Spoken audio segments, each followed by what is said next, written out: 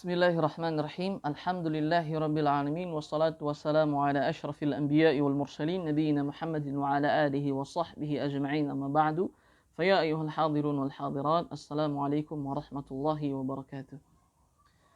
Alhamdulillah, kita kembali mengkaji kitab Al-Jami' Al-'Am fi Fiqh Siyam, panduan lengkap fikih puasa Ramadan.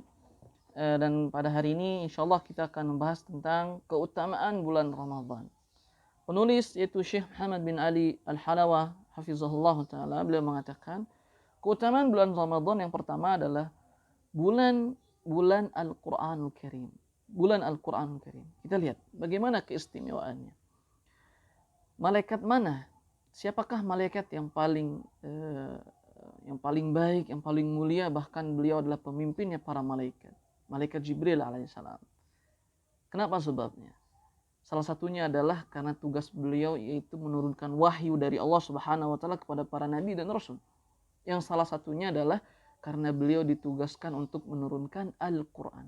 Allah titipkan Al-Qur'an Karim kepada malaikat Jibril untuk disampaikan kepada Nabi Muhammad SAW. Malaikat Jibril langsung menjadi malaikat terbaik, bahkan pemimpinnya para malaikat. Kemudian Al-Quranul Karim ini ketika Allah turunkan di bulan Ramadan, subhanallah, bulan Ramadan itu langsung menjadi bulan yang terbaik dari 12 bulannya Allah Subhanahu wa taala. Bulan Ramadan, kenapa menjadi bulan yang paling terbaik dari 12 bulan yang ada? Karena bulan itu adalah bulan di mana Al-Quran diturunkan di dalamnya. Jadi bulan yang terbaik. Kemudian malam Lailatul Qadar itu menjadi malam terbaik daripada malam-malam yang ada di muka bumi ini, disebabkan karena pada malam itulah Al-Quran Allah turunkan ke bumi. Di malam Lailatul Qadar Allah turunkan pertama kali Al-Quran Karim itu di malam Lailatul Qadar, sehingga malam itu menjadi malam yang paling baik, yang lebih baik dari 1000 bulan, 83 tahun kurang lebih. Disebabkan apa? Karena Al-Quran turun di malam itu. Nabi kita Muhammad SAW menjadi pemimpinnya para nabi dan rasul, imamnya para nabi dan rasul. Kata Rasul SAW dalam sebagian sabdanya, aku adalah pemimpin dan imamnya para nabi dan rasul, wala fakhr, kata Rasul, wala fakhr, dan aku tidak membangga-banggakan hal itu, tidak sombong dan lain sebagainya. Luar biasa. Kenapa Rasul menjadi pemimpin para nabi dan rasul? Karena Allah menurunkan Al-Qur'annya ini kepada Nabi Muhammad SAW. Beliau langsung menjadi pemimpinnya para nabi dan rasul. Kemudian lihat umat Nabi Muhammad SAW menjadi umat yang paling terbaik di muka bumi ini. Kenapa? Karena Allah turunkan Al-Quran kepadanya. Lantas bagaimana jika Al-Quran Karim Allah turunkan ke hati kita?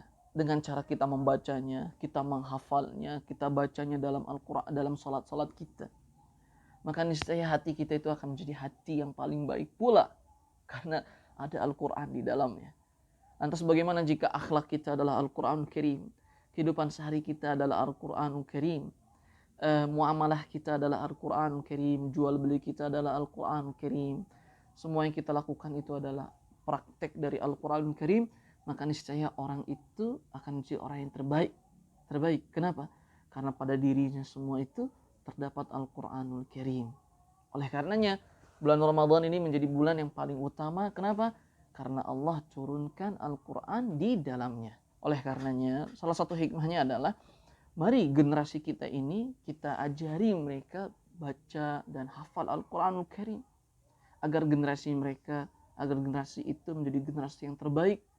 Karena Al-Qurannya itu. Jika anak-anak kita, rumah tangga kita, pasangan kita, semuanya ingin baik, maka berikanlah Al-Quranul Karim kepadanya.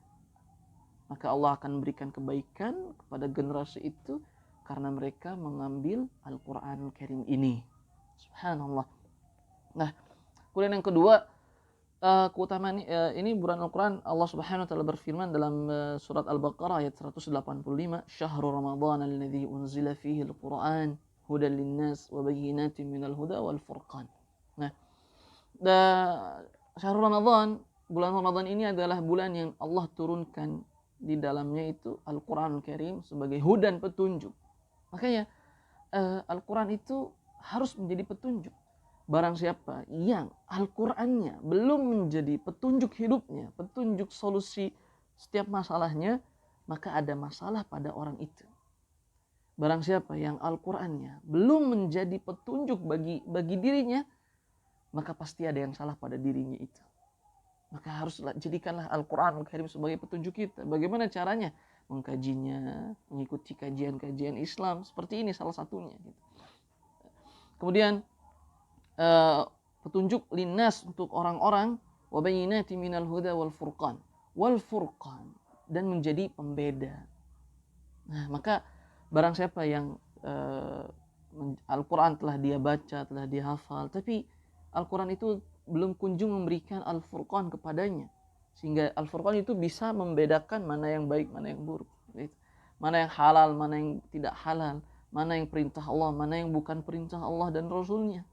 Nah, maka jika Al-Quran Karim belum memberikan kepada diri kita sifat Al-Furqan, nah maka segeralah kita kembali kepada Allah Subhanahu wa taala dengan membaca kitabnya ini Al-Qur'anul Karim. Lihatlah di zaman Umar bin Khattab, beliau radhiyallahu taala anhu hanya memilih gubernur-gubernurnya yang ahli Al-Qur'anul Karim. Semua gubernur Umar bin Khattab itu harus ahli Al-Qur'anul Karim. Karena hanya ahli Al-Qur'anul Karim sajalah yang bisa memberikan jalan terang kepada umatnya, kepada masyarakatnya, memberitahu bahwasanya ini jalan yang benar, ini jalan yang tidak benar, ini yang jalan menunjukkan kepada ridho Allah dan ridho Rasulnya, pasti di sana ada keselamatan, dan ini jalan tidak ada keselamatan di dalamnya.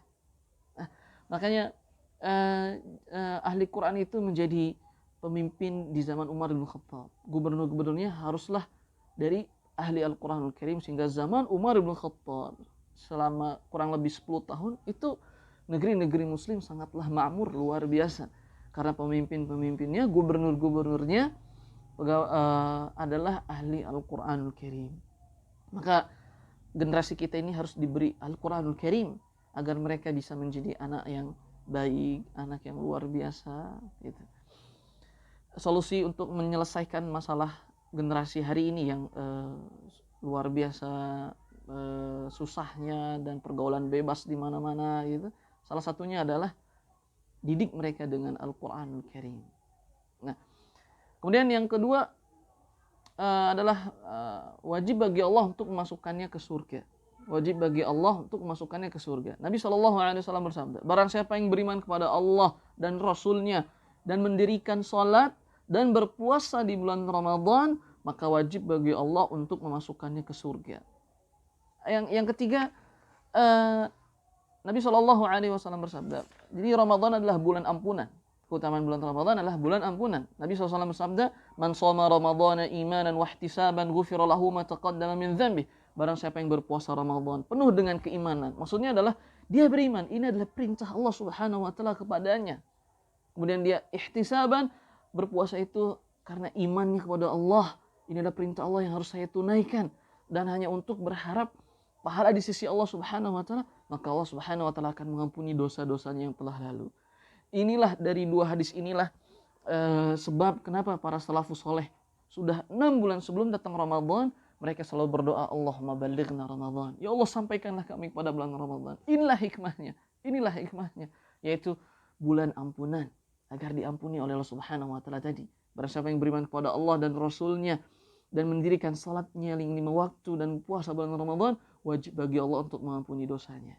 Oleh karenanya para salaf berdoa, Allahumma balighna Ramadan, ya Allah sampaikanlah kami kepada bulan Ramadan, karena bulan Ramadan adalah bulan ampunan.